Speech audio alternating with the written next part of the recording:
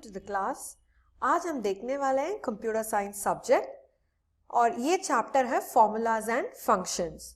हम लोगों ने ये फॉर्मूलाज एंड फंक्शंस चैप्टर में इतने सारे फॉर्मूलाज देखे हैं और आज एक नया टाइप ऑफ फॉर्मूला देखेंगे, वही है कंपाउंड फॉर्मूला। ये है सेशन 4। ऑलराइट, चलो हम आज देखते हैं।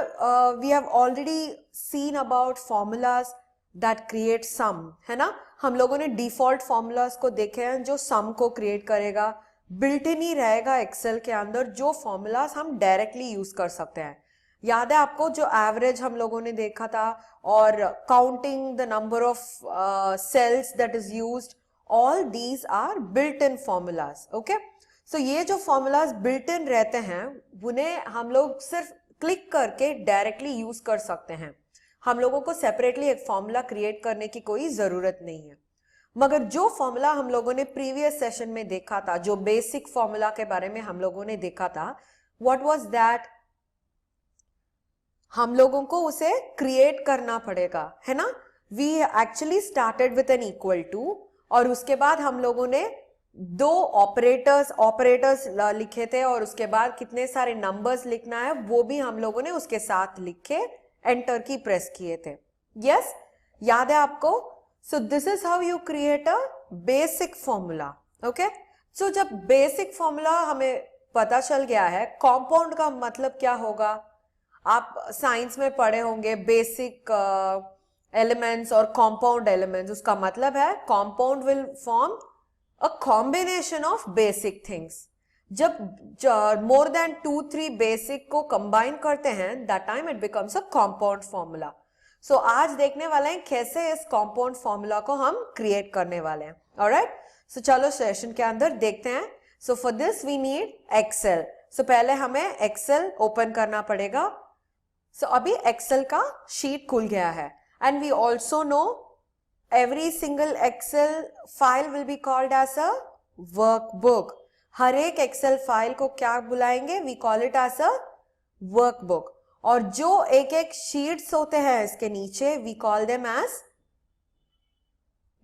as worksheets. Very good. हर एक शीट, हर एक page of an Excel will be called as, it will be called as a worksheet. Okay? सो आज देखने वाले हैं कैसे इस कंपाउंड फॉर्मूला को क्रिएट करेंगे। ये कंपाउंड फॉर्मूला में एक ही रूल होगा, we use more than one operator. Operator का मतलब क्या है, we have already seen it in the previous sessions. हम लोगों ने टाइप्स ऑफ ऑपरेटर के बारे में भी पढ़ा था, arithmetic operator, logical operator, relational operator. याद है आपको, जो plus, minus, greater than, less than, ये सब के बारे में पढ़ रहे थे। So here a compound formula के अंदर we will be using more than one operator. उसका मतलब क्या होगा, there will be addition और उसके साथ साथ subtraction हो सकता है, या multiplication के साथ साथ addition भी हो सकता है। So there are different operators used in one single calculation. सिर्फ एक ही formula के अंदर you will use more than one operator. सो ऐसे वाला सम कौन सा हो सकता है जहां पे आप मल्टीप्लिकेशन भी करोगे, एडिशन भी करोगे, वैसे वाला सम कहां पे हो सकता है, you have something called simple interest. याद है आपको जो सिंपल इंटरेस्ट आप लोगों ने पढ़ाया था मैथ्स में। So we are going to see how to calculate that particular thing. समझ में आया। So always when we want to calculate, हमें पहले क्या चाहिए, वी नीड अ डेटाबेस, है ना। So first we will create the data that we want और उसके बाद देखते हैं फॉर्मूला को कैसे अप्लाई करेंगे। समझ में आया आपको। सो टू स्टार्ट ऑफ विथ ये क्या होगा, प्रिंसिपल खरीदेंगे। Yes, so whenever you loan an amount, whenever you get an amount, you call that as principal. और उसके बाद होते हैं नंबर ऑफ ईयर्स, कितने साल में आप रीपे करने वाले हो, वो नंबर ऑफ इयर्स में आएगा। और उसके बाद आएगा rate of interest. Rate of interest क्या होता है, जो परसेंटेज आप देने वाले हो, जो बैंक के लिए या फिनेंशियल इंस्टीट्यूशन के लिए जो रेट ऑफ इंटरेस्ट आप दोगे प्रिंसिपल से, उसे क्या, वो परसेंटेज का मनी को कहते हैं रेट ऑफ इंटरेस्ट। यूजुअली इसे परसेंटेज में रिप्रेजेंट करते हैं। ऑलराइट, सो हम लोगों ने लिखा है प्रिंसिपल और उसके बाद नंबर ऑफ इयर्स और rate of interest. Okay, so simple interest calculate करने के लिए मुझे सिर्फ इतना ही चाहिए, एक है प्रिंसिपल और उसके बाद नंबर ऑफ इयर्स और रेट ऑफ इंटरेस्ट. समझ में आया? सो अभी हम लोग डेटा क्रिएट करने वाले हैं. सोचो कि प्रिंसिपल 10,000 का है और 2 साल में वापस देने वाले हैं और इसका इंटरेस्ट होगा 13%. ओके, और उसके बाद देखने वाले हैं 2 lakhs और उसके बाद जो नंबर ऑफ इयर्स होगा वो 5 होगा और रेट ऑफ इंटरेस्ट होगा फॉर एग्जाम्पल 12%. ओके, सो अभी जो डेटा चाहिए हमको वो डेटा हमारे पास है. ये सिंपल इंटरेस्ट क्या होता है? How much are you paying extra. अभी लोन ले रहे हो ना बैंक से, जब आप लोन ले रहे हो उस पर इंटरेस्ट लगाएंगे. For example they will ask for a percentage of amount every month या एवरी 4 months, वैसे वाला. So the principal will be a separate thing, बस उसके ऊपर भी पैसे मांगते हैं. So that interest is calculated using this formula. Okay, so simple interest का फॉर्मूला क्या है?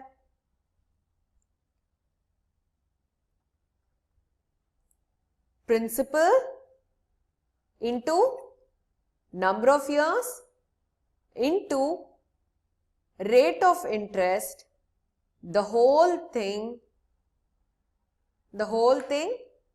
divided by 100. okay, so यही है प्रिंसिपल सिंपल इंटरेस्ट का फॉर्मूला.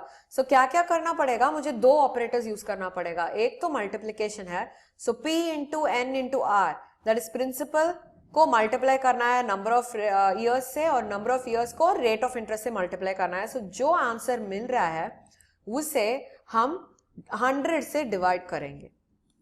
ओके, समझ में आया आपको? सो ये जो फॉर्मूला है हम कैसे क्रिएट करने वाले हैं? We have fixed formulas for certain things. आप लोगों ने देखा था जो फिक्स्ड फॉर्मूला रहते हैं, फॉर एग्जाम्पल ऑटो सम का सब हम लोगों ने ऑलरेडी फॉर्मूला क्लिक करके ही किया था. हम लोगों ने नया वाला तो इक्वल टू एडिशन सब नहीं किए. सो वैसे वाले जो फॉर्मूलाज एग्जिस्टिंग होते हैं उनमें से ये नहीं होगा. सो हम क्या कर सकते हैं? We can create this formula using the cells. अब ये जो सेल्स है ना, इसके साथ हम ये फॉर्मूला को क्रिएट कर सकते हैं. कैसे क्रिएट करने वाले हैं? सो पहला तो ये है, यहाँ पे हमें सिंपल इंटरेस्ट चाहिए. ओके, सो मैं यहाँ पे लिख रही हूं सिंपल इंटरेस्ट. ऑलराइट, सो अभी यहाँ पे जो सिंपल इंटरेस्ट है इसमें से कैसे कैलकुलेशन करना पड़ेगा? पहले तीनों को मल्टीप्लाई करना पड़ेगा. सो फॉर्मूला बार में क्या लिखोगे? Equal to, that is a default thing, equal to तो सभी जगह में लिखना पड़ेगा. इक्वल टू 10,000 मल्टीप्लीकेशन है ना, multiply by number of years. Number of years कितना है यहाँ पे? 2 years. और उसके बाद वापस आपको मल्टीप्लाई करना पड़ेगा और रेट ऑफ इंटरेस्ट के साथ. यस, तो ये तो हो गया है. We have multiplied all the 3 data. अभी हम लोगों को ये डिवाइड बाय 100 करना पड़ेगा. बट ये तो याद रखिए आप, जो ऑपरेटर्स आप यूज करते हो those operators have rules and regulations to follow. okay, अभी एक एक्सप्रेशन में आपके पास सभी ऑपरेटर्स हैं, प्लस है, माइनस है, मल्टीप्लिकेशन है, डिविजन है, सब कुछ है. तो there is a rule of precedence. Precedence का मतलब कौन सा पहला आएगा, कौन सा ऑपरेशन पहला करना पड़ेगा. So that rule of precedence will apply to this. Okay, आप रूल ऑफ प्रेसिडेंस क्लास 6 में पढ़ चुके होंगे. You have first brackets will be given priority, उसके बाद ऑर्डर, बॉडमास रूल याद है आपको? फर्स्ट ब्रैकेट्स के अंदर जो कुछ ऑपरेशन है वो पहले चलेगा और उसके बाद जो ऑपरेशन होगा वो क्या होगा? Order of events. वो क्या है? Exponents, power 2 to the power of 3, 3 to the power of 5. ये वाला जो एक्सप्रेशंस होते हैं वो एक्सपोनेंट्स कैलकुलेट होंगे. बी ओ हो गया. अभी डी का मतलब है डिविजन. ओके, डी का मतलब है डिविजन. सो पहले डिविजन या मल्टीप्लिकेशन होगा. अभी दोनों है, मल्टीप्लिकेशन और डिविजन दोनों साथ में है, तो क्या होगा? लेफ्ट से राइट तक ऑपरेशन होगा. So whatever is present first on the left, अभी डिविजन पहला है तो डिविजन हो जाएगा, मल्टीप्लिकेशन पहला है तो मल्टीप्लिकेशन हो जाएगा। ऑलराइट, सो उसके बाद पीछे जो है वो होगा। सो BODM तो हो गया है, और उसके बाद है A और S। ये क्या होता है? एडिशन। यस क्या होता है? ए एडिशन है तो यस सब्ट्रैक्शन है। एडिशन और सब्ट्रैक्शन का एक ही प्रायोरिटी है। जैसे हम लोगों ने डिविजन और मल्टीप्लिकेशन में देखा था, वैसे ही इवन व्हेन यू एनकाउंटर, अभी सोचो कि आपके पास प्लस और माइनस दोनों एक ही एक्सप्रेशन में है, तब क्या करेगा कंप्यूटर पहले लेफ्ट में जो है वो करने के बाद राइट को आएगा। समझ में आया? So according to the BODMAS rule, अभी यहां पे जब हम लोगों को ये कंप्लीट प्रोडक्ट को डिवाइडेड बाय 100 करना है तो हमें क्या करना पड़ेगा? We have to add a bracket. Okay, so तभी होगा कि पहले ये होगा, ये कंप्लीट मल्टीप्लिकेशन होगा, उसके बाद जो नेक्स्ट ऑपरेटर है, फॉर एग्जाम्पल कौन सा है हमारे इसमें? We have a division operator, slash है, उसके बाद 100 क्लिक करने।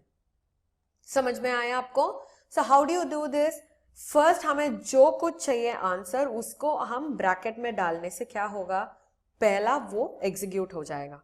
सो उसके बाद जो कुछ ऑपरेशंस हैं वो उसके बाद होने वाले हैं। Okay, so after every single operation you have the next operation being taken over. और कौन सा रूल फॉलो करेगा? This follows BODMAS rule. पहला ब्रैकेट्स, नेक्स्ट इज ऑर्डर, उसके बाद मल्टीप्लिकेशन, डिविजन, एडिशन और सब्ट्रैक्शन। समझ में आया आपको? सो ऐसे ही हम लोग ऑर्डर ऑफ प्रेसिडेंस देंगे। For example, order of precedence का मतलब है जो ऑपरेटर को हम पहले करना है, जो ऑपरेशन को पहले करना है एक एक्सप्रेशन में। ऑलराइट, सो अभी तो ये फॉर्मूला बन गया है। सो क्या करना है? Last step, you press on enter key. देखा? You have 2600 as the answer, क्योंकि हम लोगों ने 10,000 को 2 से मल्टीप्लाई किया था, उसके बाद उसे रेट ऑफ इंटरेस्ट से मल्टीप्लाई किया था divided by 100। So you have to pay extra 2600 जब आप 10,000 रुपीज के लोन ले रहे हो इस इंटरेस्ट में। ओके, सो अभी मुझे यही कैलकुलेशन को यहां पे भी करना पड़ेगा। मैं क्या कर सकती हूं?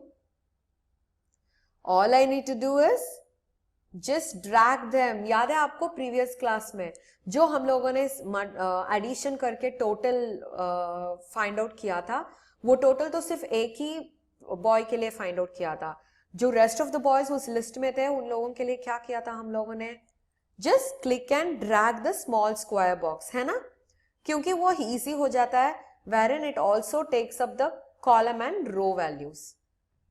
देखा?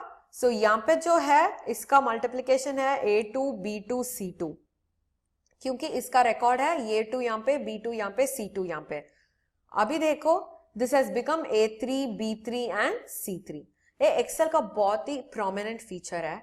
जब कभी आप फॉर्मूला कॉपी करना चाहते हो, it changes the row number. Okay, जब कभी आप ऐसे ही कॉपी करना चाहते हो, it changes the row number and applies formula.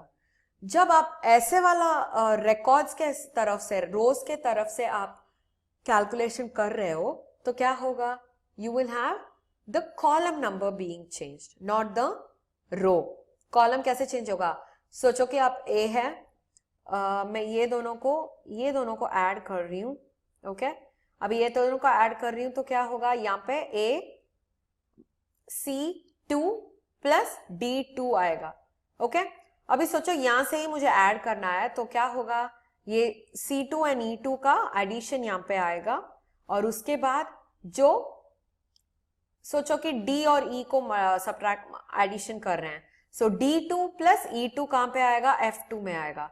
So as you go row wise you will have change in the column name, and as you come column wise you will have the change in the row number। समझ में आया आपको? सो ऐसे ही आप click करके compound formulas बना सकते हैं। नॉट ओनली दिस, आप तो वो सोचो कि एरिया ऑफ सर्कल कर रहे हो। ओके, एरिया ऑफ सर्कल का फॉर्मूला क्या है? Pi r square. यहाँ पे आर क्या होता है? R is the radius of the circle. Okay, ये जो पाई वाला है इसके लिए we have a constant value. Yes, pi के लिए we have a constant value, वो है 3.14। अभी उसके साथ आप मल्टीप्लाई कर सकते हो। सोचो कि ये जो रेट ऑफ इंटरेस्ट के कॉलम हम रेडियस के लिए यूज करते हैं। ओके, क्या हुआ? अब we didn't type equal to type करने से ही वहां पे जाएगा, है ना? सो 3.14 इंटू 13 वहां पे क्यों आया? क्योंकि हमारा जो कर्सर है वहां पे गया। So we have seen word में, एक्सेल में, पावर पॉइंट में, सभी एप्लीकेशंस में जहां आपका कर्सर है वो कर्सर से राइट में ही you will have the letters printing. Okay, so अभी 3.14 इंटू C2 के सेल में है। ओके, वापस मैं मल्टीप्लाई करने वाली हूं। स्क्वायर का मतलब क्या है? 2 टाइम्स योर मल्टीप्लाई। ओके, अभी देखा 3.14 इंटू C2 इंटू C2। सो अभी एंटर करने के बाद देख सकते हो 530.66। यही है circle, area of a circle. Suppose if your circle is got radius of 13 centimetre. समझ में आया? So this is how you use a compound formula in Excel. So हम लोगों ने आज क्या पढ़ा था children? We saw how to create a compound formula and how to apply it to the data that we have. All right, so meet you in the next session with lot other features of Excel. Until then, bye bye.